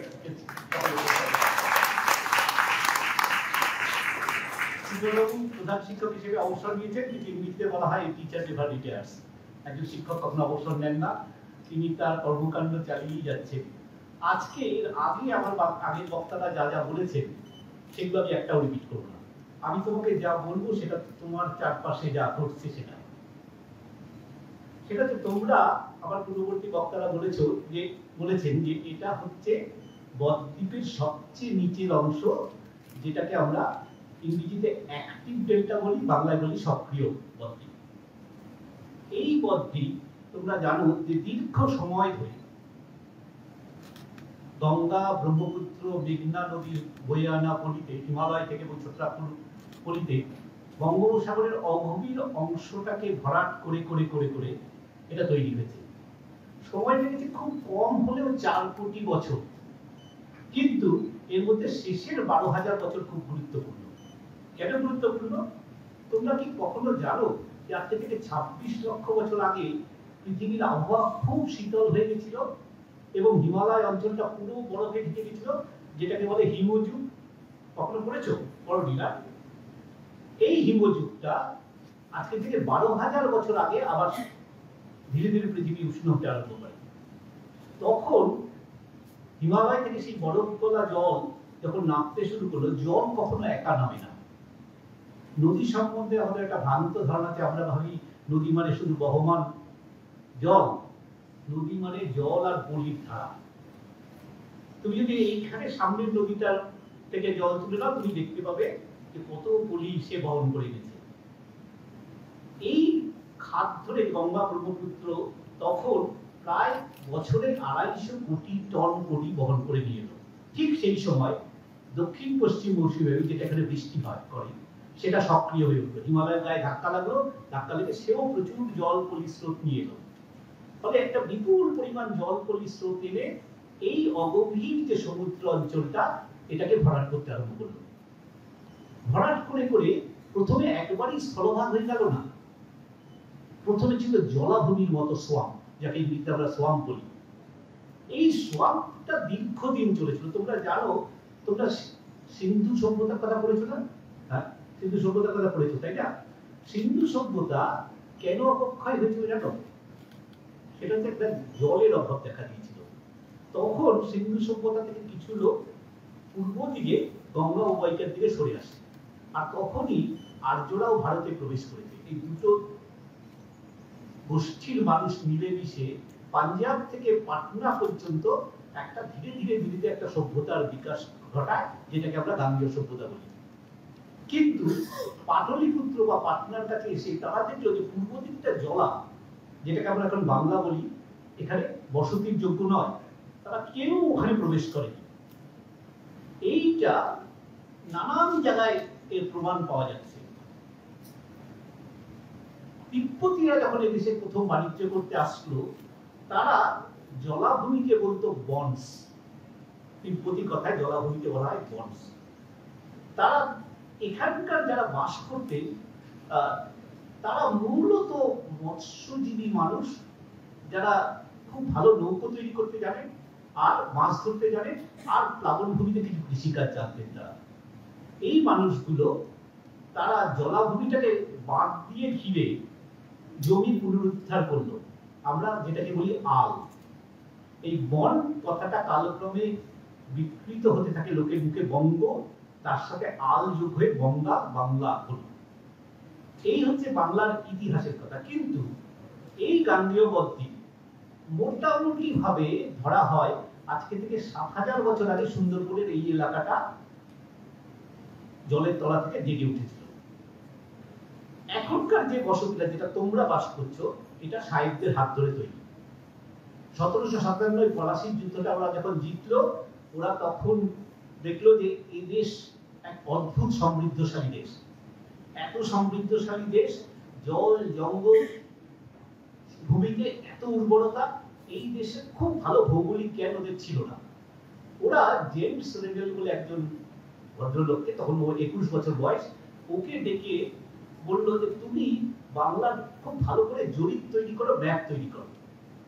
জেমস রেডেল 1764 সাল থেকে 1777 সাল পর্যন্ত প্রায় 14 বছর ধরে বাংলার নানা প্রান্ত ঘুরে 13টা মানচিত্র তৈরি করে, 13টা ম্যাপ তৈরি করে।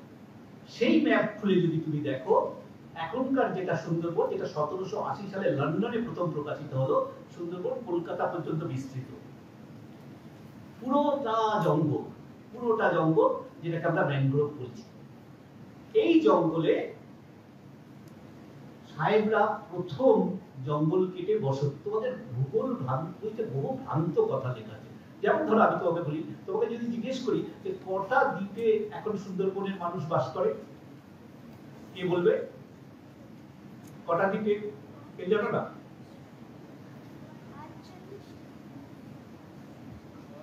হ্যাঁ বলেন।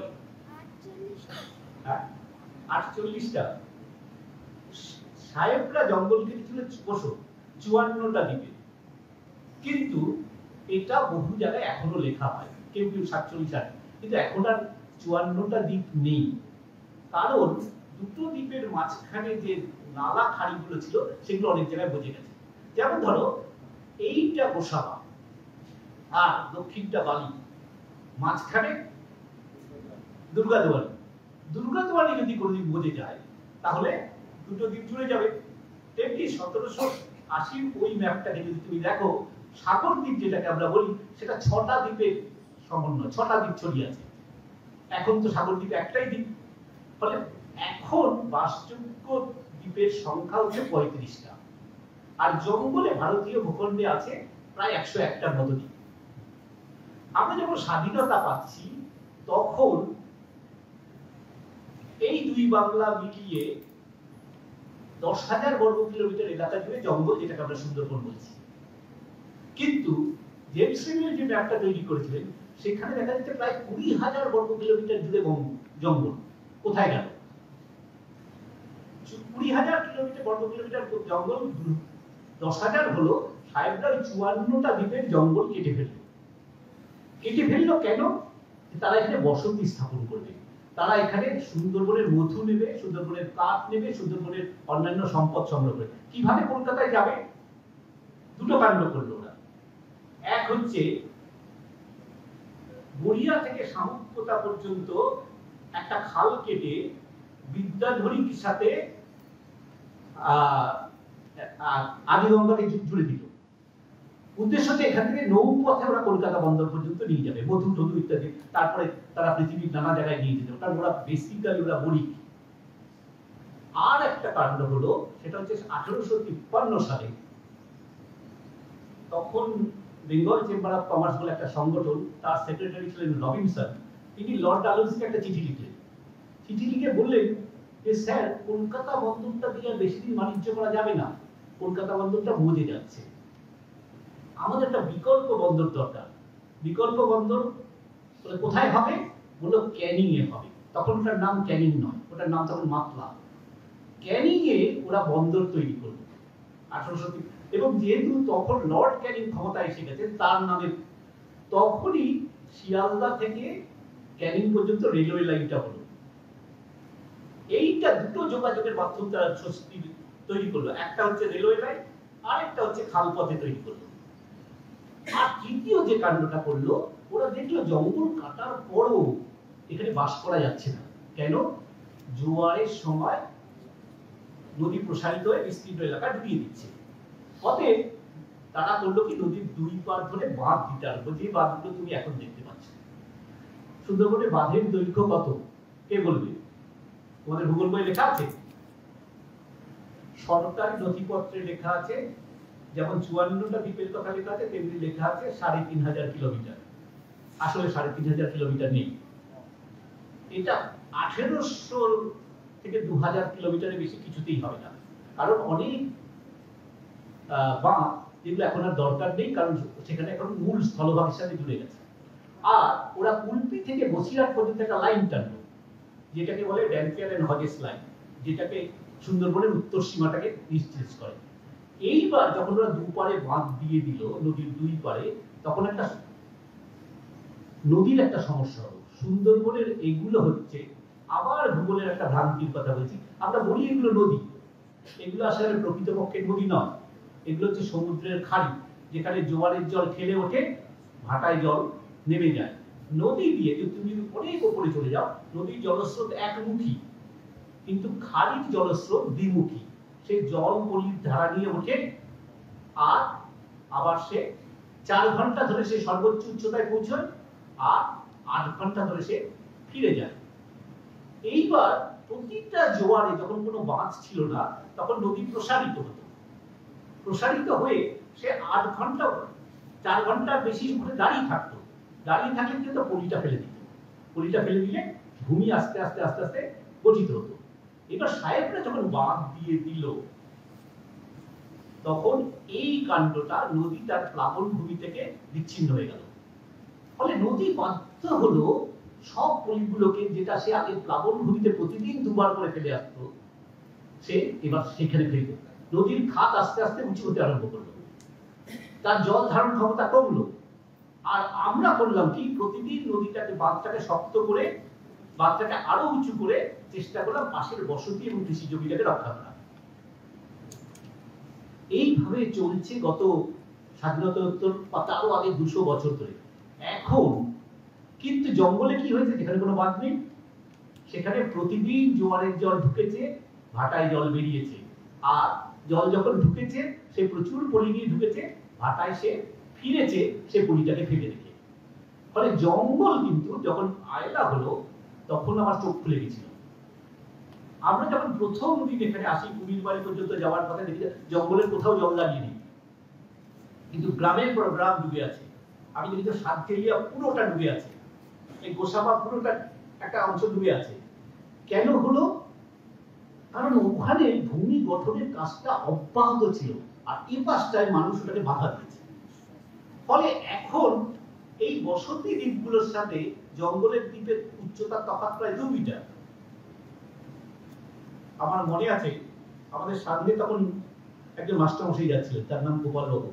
আমরা ছোট মোল্লাখালি দিয়ে এগোচ্ছি, আমি দেখছি জঙ্গলে কোথাও জল নেই, এই পাশে গ্রামের পর গ্রাম ডুবে আছে। আমি মাস্টারমশাইকে জিজ্ঞেস করেছিলাম, আচ্ছা মাস্টারমশাই বলুন তো, এই তো কোথাও জল নেই, এখানে এত জল, সমাধান কোথায়? সব বাঁধ ভেঙে গেছে অথবা বাঁধ উপচে গেছে। তার ঘরও ডুবেছিল। তিনি আমায় রসিকতা করে বলেছিলেন যে একটা সমাধান আছে, একটু কঠিন। আর কি করতে হবে? বলে বাঘদের বলতে হবে তোমরা এবার এপারে এসো, আমরা এবার ওপারে যাই, কারণ তোমাদের বাড়িগুলো উঁচুতে। কিন্তু সেটা তো আর এখন সম্ভব নয়। কিন্তু আমাদের পরিস্থিতিটাকে আরো জটিল করে ফেলেছে এখনকার যে সময়কাল, সেটা। এই সময়কালটাকে কি বলে জানো? এই সময়কালটাকে বিজ্ঞানীরা বলেন অ্যানথ্রোপোসিন। ওয়ার্ল্ড মেটিওরোলজিক্যাল অর্গানাইজেশন বলে একটা অর্গানাইজেশন, তারা প্রতি বছর পৃথিবীর আবহাওয়া নিয়ে একটা করে রিপোর্ট তৈরি করে। 23 সালের রিপোর্টটা 24 সালে প্রকাশ করেছিল, 24 সালের রেকর্ডটা 25 সালে প্রকাশ করে। 24-এ যে রিপোর্টটা তৈরি করেছিল তাতে বলল 2023 সাল ছিল পৃথিবীর ইতিহাসে সবচেয়ে উষ্ণতম বছর। গত 176 বছরের মধ্যে এত উষ্ণ বছর কোনদিন পৃথিবী দেখেনি। 24 সাল সেই রেকর্ড ভেঙেছে, 25 সাল বোধহয় সেই রেকর্ডও ভাঙবে। এখন শুধু জল গরম হচ্ছে না, স্থলভাগও গরম হচ্ছে, বৃষ্টিপাতের ধরন বদলাচ্ছে, যার ফলে তুমি দেখবে আমাদের এখানে বৃষ্টি আসার কথা জুন মাসে। তোমরা সবাই রেইন ওয়াটার হারভেস্টিং নিয়ে অনেকে কাজ করেছো। সমস্যাটা কোথায়? চারিদিকে জল। একটা বিখ্যাত ইংরেজি কবিতা আছে যে চারিদিকে জল, কিন্তু পানীয় জল তো নেই। এইখানকার ভূগর্ভের জলস্তর প্রায় 1000, কোথাও 800, কোথাও 1200 ফিট নিচে। কেন জানো? এখানে তো 1800 থেকে 2000 মিলিমিটার বৃষ্টি হয়। কোথায় গেল? কোথায় গেল? সেটা হচ্ছে যে ওপরের যে পলিস্তরটা, সেটা যদি খুব ফাইন ক্লে হয়, এখানটা খুব কাদা মাটি, এই কাদা মাটি দিয়ে জল প্রবেশ করে ভেতরে ঢুকতে পারে না। এটাই যদি একটা বেলে মাটির জায়গায় হয়, অনেক জল তাড়াতাড়ি ঢুকে গিয়ে ভূগর্ভের জলস্তরকে সমৃদ্ধ করে, যেটা উত্তরবঙ্গে হয়। দক্ষিণবঙ্গের বদ্বীপ অঞ্চলে 1800 মিলিমিটার বৃষ্টি হলে প্রায় 20% অর্থাৎ 360 মিলিমিটার মাটির নিচে ঢুকবে। এখানে এটা ঢোকে না। কারণ হচ্ছে, আবার দেখো, যে দিকটা একটু বালির ভাগ বেশি সেখানে দেখবে এইখানে গোসাবাতে তীব্র জলের সংকট হয়, অথচ পাশের বালি দ্বীপটায় আমি জানি জলের অবস্থা আপেক্ষিকভাবে ভালো। নির্ভর করছে এই পলিস্তর কেমন আছে তার উপরে নির্ভর করে তুমি কতটা জল পাবে বা না পাবে। ফলে যেটা সংকট থেকে গভীরতর করেছে সেটা হচ্ছে যে আমরা এই ভূমিভাগটাকে দখল করেছিলাম যখন ভূমিভাগটা বাসের যোগ্য নয়। তখন সুন্দরবনের ইতিহাস যদি তুমি ঘেঁটে দেখো, তোমরা যে বসতিটার প্রতিনিধিত্ব করছো, এটা অষ্টাদশ শতাব্দীর মাঝামাঝি থেকে সাহিত্যের হাত ধরে তৈরি। যখন ওরা জঙ্গল কেটে এখানে বসতি করলো, মেদিনীপুর থেকে আমাদের পূর্বজরা মেদিনীপুর থেকে এসেছিলেন, ছত্রাপুর মালভূমি থেকে এসেছিলেন, পরবর্তীকালে কেউ পূর্ববঙ্গ থেকে এসেছে। এই হচ্ছে এখানকার বসতির চরিত্র। কিন্তু এখানকার জঙ্গলের গভীরে গভীরে বহু প্রাচীন সভ্যতার চিহ্ন পাওয়া গেছে। লেকি ধোপানির ঘাটে গেলে একেবারে জঙ্গল, যেখানে তার ভিতরে বসতির চিহ্ন। গোবর নদীর পাশ দিয়ে যেতে যেতে দেখেছি বহু পুরাতাত্ত্বিক প্রমাণ বেরিয়ে আসছে, নদী ভাঙচা বেরিয়ে আসছে। কোথায়? এইটা ঐতিহাসিকরা হিসেব করে দেখেছেন মোটামুটি খ্রিস্টপূর্ব 300 অব্দ থেকে 1200 খ্রিস্টাব্দ পর্যন্ত সুন্দরবনের বিস্তীর্ণ এলাকায় একটা বসতি ছিল। এই যে বসতিটা, এটা 1200 খ্রিস্টাব্দ নাগাদ একটা এখানে অবক্ষয় হয়। কেন হলো? এইটা ঐতিহাসিকদের কাছে এখনো একটা ধাঁধার মতো। কেউ কেউ বলেন একটা বড় সামুদ্রিক ঝড় হয়েছিল। একটা প্রশ্ন হচ্ছে যে জায়গাটা প্রতিদিন জোয়ারের জলে ডুবে যায়, আবার ভাটায় জেগে ওঠে, সেখানে তো বসতি হয় না, সেখানে বসতি হওয়া সম্ভব নয়। তাহলে কি হয়েছিল? তাহলে ব্যাখ্যা করা যায় যে হয় স্থলভাগটা একটু উঁচুতে ছিল, অথবা সমুদ্রটা একটু নিচে ছিল, দুটোর একটা। এখন দুটো সম্ভবত একটা বড় ধরনের ভূমিকম্পে এখানকার ভূমি বসে যায়, বসে গেলে সমুদ্র এগিয়ে এসে বিস্তীর্ণ এলাকাটাকে গ্রাস করে নেয়। যখন ক্যানিং এর রেল লাইন তৈরি হচ্ছে, তখন ওরা রেল লাইন খুঁড়তে গিয়ে খুঁড়তে যখন মাটির নিচে ঢুকছে, তখন ওরা দেখলো সুন্দরী গাছ পাওয়া যাচ্ছে, যেন মাটির উপরে দাঁড়িয়ে থাকলে যেমন হয় তাই সেরকম ভাবে দাঁড়িয়ে আছে। এটা প্রমাণ করে যে একটা বড় ভূমিকম্প হয়ে বিস্তীর্ণ এলাকা বসে গেছিল। এখন যে কথাটাই আমি শেষ করতে চাইছি সেটা হচ্ছে পরিস্থিতি জটিল হচ্ছে, সেটা হচ্ছে পৃথিবীর আবহাওয়া ক্রমশ উত্তপ্ত হয়। আমাদের যে সমুদ্রের গড় জলস্তর, সেটা প্রতি বছর সারা পৃথিবীর গড় 3.36 মিলিমিটার হারে উঁচু হয়ে উঠছে, আর আমাদের বঙ্গোপসাগর 4 মিলিমিটার হারে উঁচু হচ্ছিল। এর সাথে একটা নতুন জিনিস যুক্ত হয়েছে, এখানকার ভূমি প্রতি বছর 3 মিলিমিটার করে বসে যাচ্ছে। বসে যাওয়ার ফলে 3 মিলিমিটার ভূমি বসলো আর 4 মিলিমিটার সমুদ্র উঠলো, দুটোকে যোগ করলে কত হয়? 3, 7। এই 7 মিলিমিটার করে সমুদ্র উঁচুতে উঠছে, এটা পৃথিবীতে সর্বোচ্চ। যার ফলে গত 50 বছরে আমাদের মোহনার 10টা দিক থেকে 176 বর্গ কিলোমিটার ভূমি হয়ে গেছে।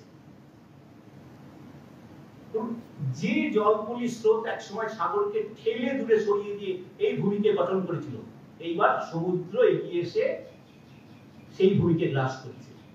কারণ হচ্ছে আমরা গঙ্গার উজানের দিকে এত পরিমাণ জলাধার তৈরি করেছি, আমাদের ঠিক বদ্বীপের একেবারে যেটাকে অ্যাপেক্স বলে, শুরুর কাছে ফারাক্কার ব্যারেজ আছে, ডিবিসির ব্যারেজ আছে, অন্যান্য কাঁসাই আছে, বৈরাগ্য আছে, সব জায়গায় পলি আটকে যাচ্ছে। হিমালয় অঞ্চলে যত জলাধার তৈরি হয়েছে, জল তো বেরিয়ে এসছে, কিন্তু পলিটা ফলে যে জলের স্রোতটা আগে জল পলি ধারা বয়ে এনে এই সমুদ্রকে ঠেলে দূরে সরিয়ে দিত, সেটা দুর্বল হয়েছে। দুর্বল হয়েছে বলে সাগর এত। আর যেটা হয়েছে, সমুদ্রের জলস্তর যত উষ্ণ হয়েছে, সেটা কত জানো? পৃথিবীর গড় জলের উষ্ণতা বাড়ছে প্রতি দশকে 0.05 ডিগ্রি সেন্টিগ্রেড, আর আমাদের বঙ্গোপসাগর বাড়ছে 0.5 ডিগ্রি সেন্টিগ্রেড করে প্রতি দশকে। ফলে সমুদ্রের জল যত উষ্ণ হচ্ছে, তত পরিমাণ ঘূর্ণিঝড়ের প্রবণতা বাড়ছে। গত 16 বছরে বঙ্গোপসাগরের উপকূলে 16 বার ঘূর্ণিঝড় কেন্দ্রীভূত হয়েছে, সবকটা সুন্দরবনের উপরে আসেনি। আমার মনে আছে আয়লা এলো 2009, যদি আমার স্মৃতি বিভ্রম না হয় তাহলে 25শে মে। তারপরে মোটামুটি 10 বছর কোনো বড় ঘূর্ণিঝড় এখানে আসেনি। তারপরে এলো 19 সালে বুলবুল, তারপরে দেখুন পর এলো আমফান, ইয়াস, রেবেল, পর আসছে। কেন? এবং যেহেতু এখানকার ভূমিভাগের উচ্চতা মাত্র 2 থেকে 3 মিটার সমুদ্রের জল, আর সাইক্লোনের সময় জলস্তর 5 মিটার 6 মিটার উঁচুতে উঠে যাচ্ছে, ফলে ঠেলে সে পুরো এলাকাটাকে ডুবিয়ে দিচ্ছে। ফলে আমরা ভাবতে আরম্ভ করেছি কি করা যাবে। ম্যানগ্রোভ এক সময় সমুদ্রের এই আগ্রাসনকে আটকে রাখতো। এদিক থেকে সব জঙ্গল যখন আমরা কেটে ফেললো সাইডটা, তখন সাইক্লোন ঢোকার পথটা সহজ হয়ে গেল। কিন্তু যেখানে জঙ্গল আছে এখন সেখানেও ক্ষয় হচ্ছে। ম্যানগ্রোভ লাগানোর, সবাই চায় ম্যানগ্রোভ লাগানো সরকারি প্রকল্পে, কিন্তু ম্যানগ্রোভ লাগাবার দরকার নেই। 20,000 বর্গ কিলোমিটার এলাকা জুড়ে কে ম্যানগ্রোভ লাগিয়েছিল? এই প্রকৃতি লাগিয়েছিল। তোমার কাজ হচ্ছে, ম্যানগ্রোভ চায়, যেটাকে আমি ইন্টারটাইডাল স্পেস বলি, অর্থাৎ ভাটার যে নিম্ন সীমা আর জোয়ারে যে পর্যন্ত নদী যায়, যেটা প্রতিদিন দুবার করে ডুবে যায়, ওই জায়গাটায় ম্যানগ্রোভ সবচেয়ে ভালো হয়। প্রকৃতি নিজেই ওখানে বীজ ছড়িয়ে দেয়। প্রকৃতি নিজেই, তোমার কাজ হচ্ছে ওটাকে রক্ষা করা, ওই ইন্টারটাইডাল স্পেসটাকে রক্ষা করা, যাতে ম্যানগ্রোভ স্বাভাবিকভাবে গড়ে ওঠে। আজকে আসার সময় যখন আমরা মাতলা ব্রিজ ক্রস করছিলাম, আমি দেখলাম মাঝখানের দ্বীপগুলো ম্যানগ্রোভে ভর্তি হয়ে গেছে। আমার মনে আছে আমি তখন খুব ছোট, 60-এর দশকের গোড়ার দিকে একবার ক্যানিং এসেছিলাম, নদীর এপার ওপার দেখা যায় না, সেইখানে চর করে ম্যানগ্রোভ হয়েছে। কিন্তু নিজের নদী প্রকৃতি তার আপন গতিতে চলে। আমার সহকর্মী সমঞ্জিত বাবু বলছিলেন কে ভালো ইঞ্জিনিয়ার? সবচেয়ে ভালো ইঞ্জিনিয়ার প্রকৃতি। সব তার উপর আধিপত্য বিস্তার করতে দিই, তাকে বেশি শাসন করতে দিই, তাকে শ্রদ্ধা করতে দিই।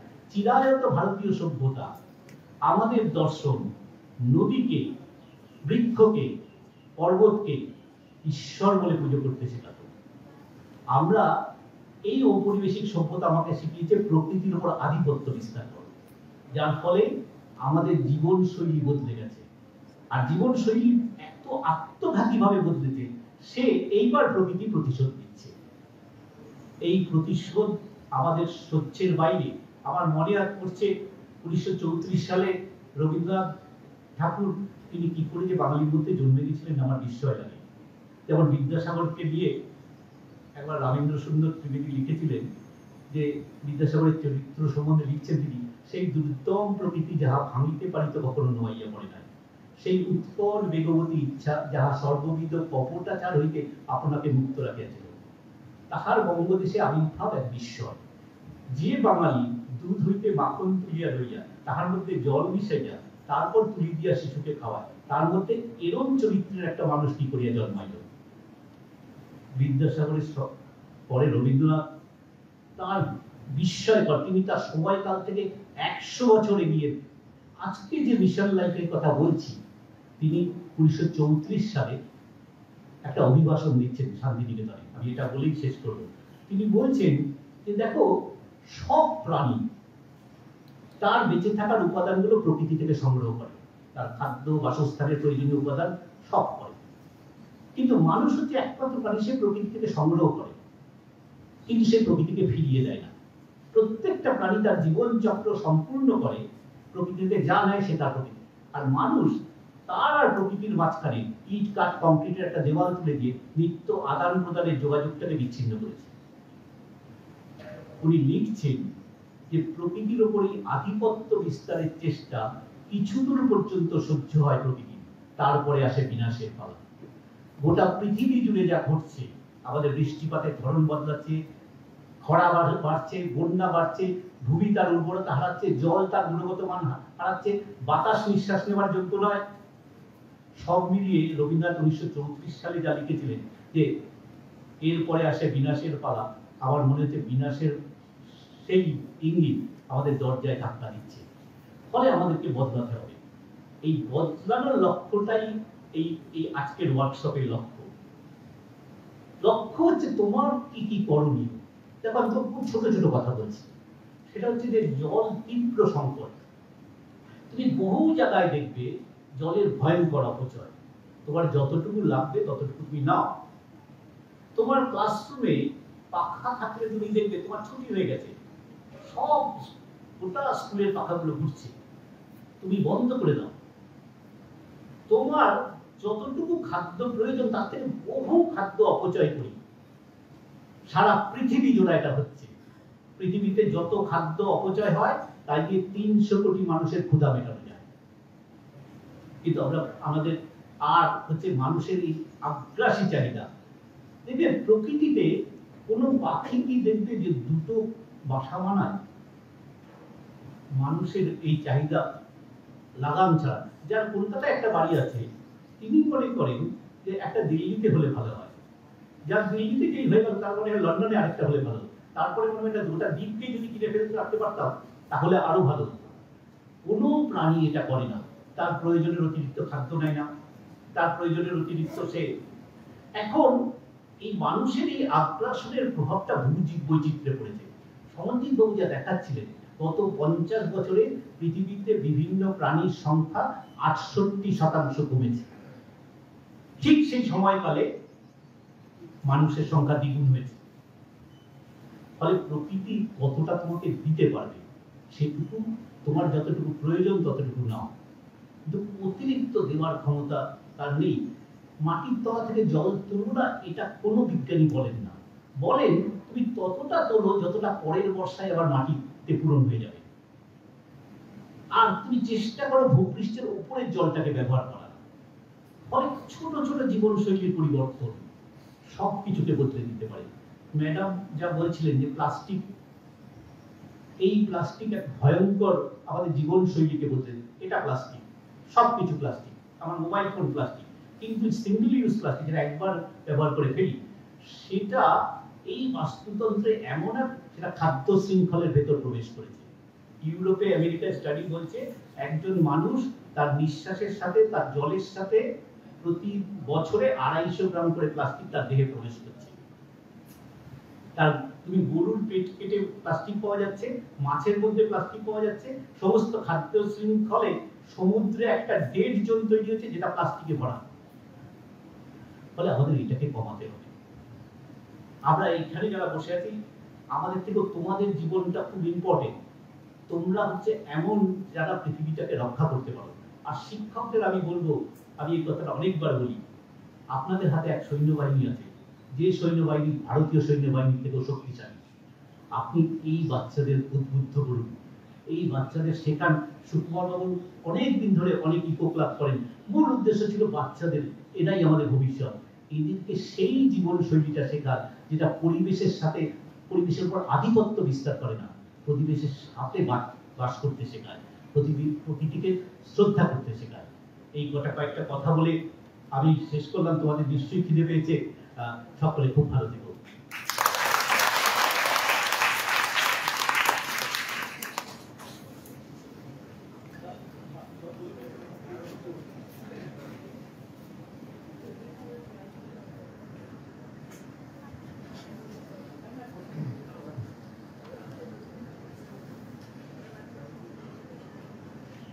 স্যার যা বললেন,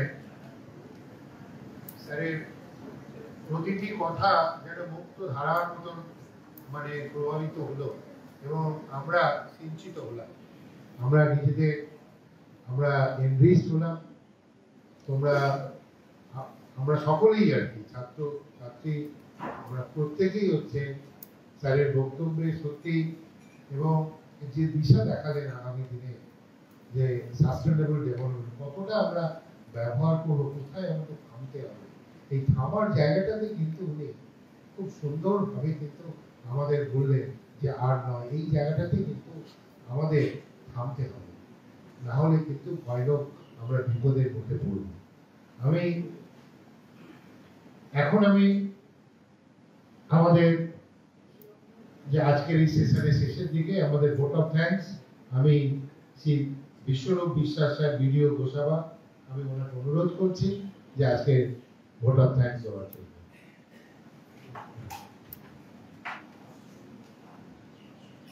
ধন্যবাদ।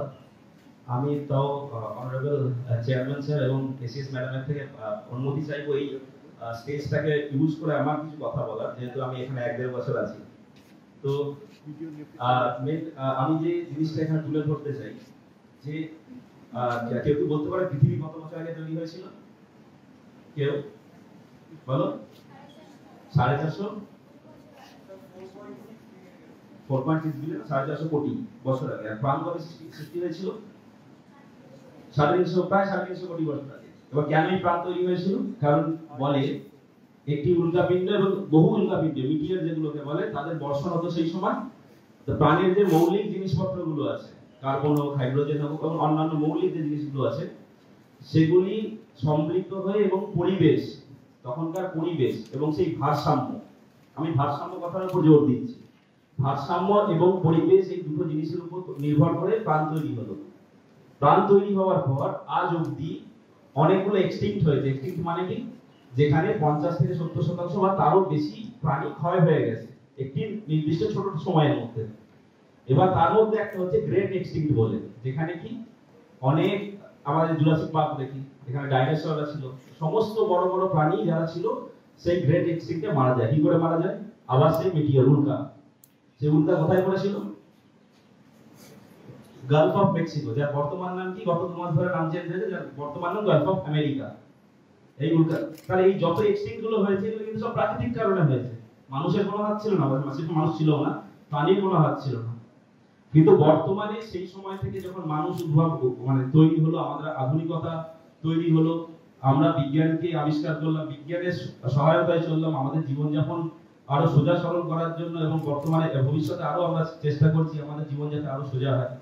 তার জন্য আমরা কিন্তু কম্প্রোমাইজ করেছি এবং নেচারের উপর কম্প্রোমাইজ হয়েছে, তার খেসারত আমাদের দিতে হচ্ছে। একটা কথা আছে বাটারফ্লাই এফেক্ট, কেউ জানে? মানে পৃথিবীর এক প্রান্তে যদি একটি প্রজাপতি পাখা ঝাপটায়, পৃথিবীর অন্য প্রান্তে সেটা সাইক্লোনে পরিণত হয়। তাহলে এই যে ভারসাম্যের কথা আমি বলছি, যে সুন্দরবনের ভারসাম্য হচ্ছে ডেলিকেট ব্যালেন্স তৈরি, যেখানে গোটা বিশ্বে যদি উষ্ণায়ন হয়, গ্লোবাল ওয়ার্মিং হয়, জলবায়ু পরিবর্তন হয়, তার মারাত্মক ইমপ্যাক্ট আমরা সুন্দরবনে দেখতে পারি এবং প্রতি বছর আমরা দেখতে পারি। আমি একটি উদাহরণ দিয়ে বলতে পারি যে একটা কথা চলে এখানে, যে এখানকার বাঁধ ভাঙে, প্রায় 400 কিলোমিটার বাঁধ আছে গোসাবাতে, যেখানে বাঁধ ভাঙতো আগে ঠিক মে থেকে শুরু হয়ে একেবারে সারাসারির বাঁধ দুর্গাপূজার আগে পরে ওই অবধি, তার বাইরে নয়। কিন্তু গত বছর আমরা দেখলাম তার পরেও ভেঙেছে, এবং এবছর ফেব্রুয়ারি শেষেও দেখলাম এক জায়গায় ভেঙেছে। তাহলে এই জিনিসটা আস্তে আস্তে চেঞ্জ হচ্ছে এবং এটা গোটা বছর ধরে চলছে। তো এই ভারসাম্যটা আমাদের রক্ষা করা কর্তব্য। এবং আজকে যে ওয়ার্কশপ হলো, সেই ওয়ার্কশপে আমরা দেখতে পেলাম যে তোমরা ছাত্ররা তোমাদের নজরকে কিভাবে দেখো।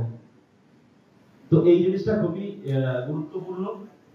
সর্বোপরি আমি আরো একটা জিনিস নিয়ে এখানে বলতে চাই, যেটা একটি এনজিওর সঙ্গে আমি বসেছিলাম।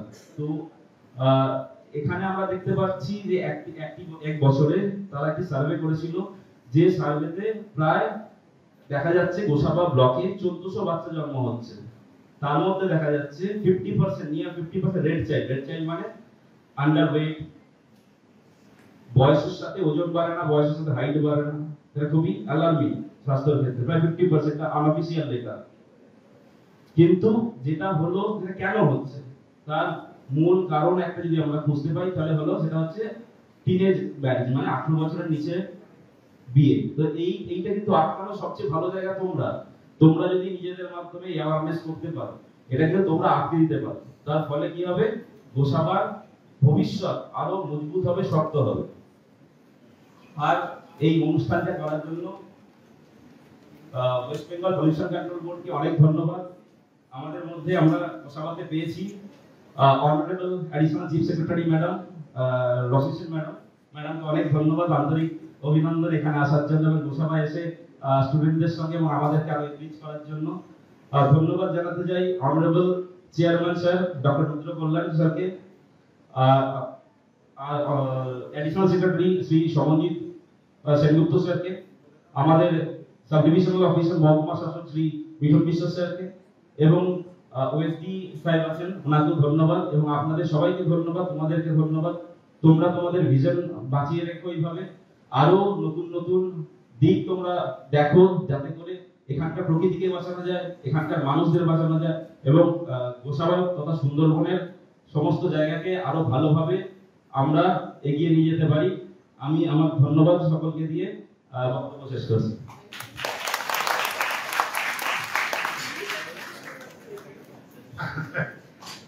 ম্যাডাম বললেন ভিডিও স্যার নিজেকে ধন্যবাদ দেননি, সেই জন্য ভিডিও স্যারকে ধন্যবাদ জানাচ্ছি এবং সুকুমার বাবুকেও ধন্যবাদ জানাচ্ছি। আর ধন্যবাদ জানাচ্ছি যারা এই ভেন্যুটা আমাদের দিয়েছে, তাদের সমস্ত কর্মচারী বৃন্দ এবং যারা এখানে অফিসার আছেন, মালিক আছেন, প্রত্যেককে আমরা আমাদের পরিবেশ দপ্তর এবং পলিউশন কন্ট্রোল বোর্ডকে ধন্যবাদ। ওনারা এই ভেন্যুটা আমাদের না দিলে এত সুন্দরভাবে আমরা এই প্রোগ্রামটা অনুষ্ঠিত করতে পারতাম না, তাই তাদেরও আমরা ধন্যবাদ জানাচ্ছি।